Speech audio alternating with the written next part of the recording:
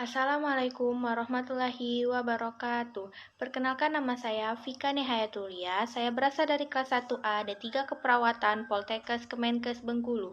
Nah, di sini saya akan menjelaskan tentang konsep sikap. Baiklah, di sini saya akan menjelaskan tentang sikap, yaitu ada definisi, komponen, karakteristik, faktor pembentuk, fungsi, teori pembentukan atau perubahan. Sikap yang berorientasi pada respon, yaitu sikap atau suatu bentuk atau reaksi perasaan mendukung maupun perasaan tidak mendukung terhadap suatu objek tertentu. Di sini saya akan menjelaskan tentang definisi. Yang pertama yaitu definisi yang berorientasi pada respon, yaitu merupakan sikap suatu bentuk atau reaksi perasaan mendukung atau perasaan tidak mendukung terhadap suatu objek tertentu.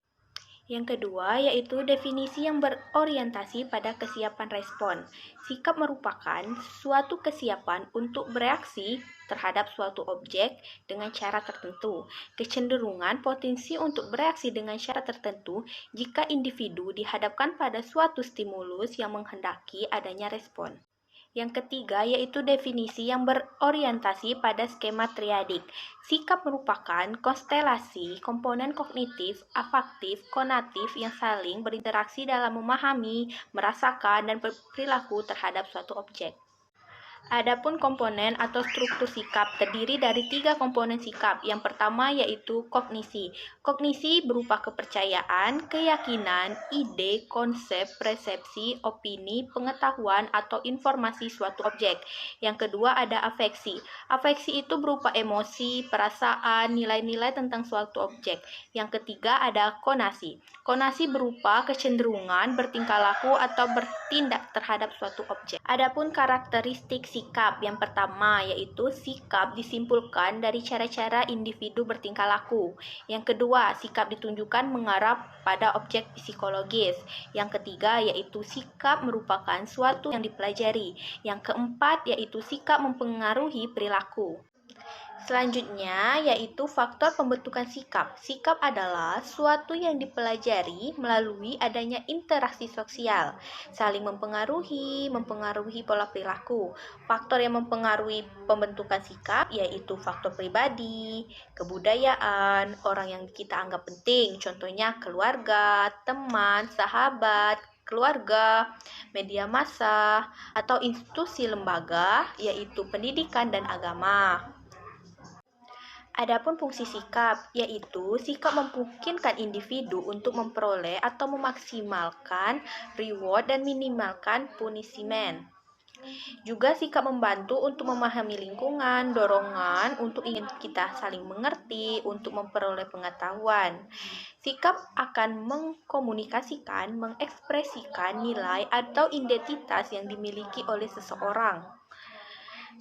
Kemudian, sikap bisa juga untuk melindungi diri kita sendiri, menutupi kesalahan, agresi, dalam rangka mempertahankan diri atau ego. Selanjutnya, ada teori-teori pembentukan dan perubahan sikap. Yang pertama, ada teori keseimbangan. Teori keseimbangan ini adalah teori bagaimana sikap kita berkenaan dengan orang lain atau objek yang konsistensi. Misalnya dalam kita berpendapat dengan orang lain.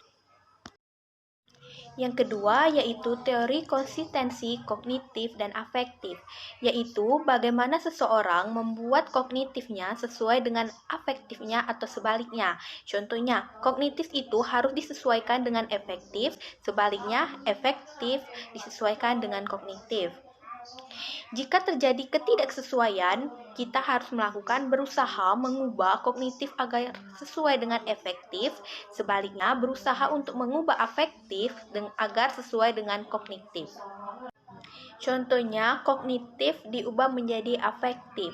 Contohnya sikap terhadap merokok.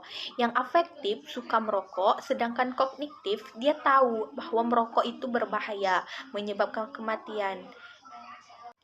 Yang ketiga yaitu ada teori ketidaksesuaian, yaitu sikap akan berubah untuk mempertahankan suatu konsistensinya dengan perilaku nyatanya. Sumbernya yaitu ada 2, akibat pengambilan keputusan, akibat perilaku yang bertentangan.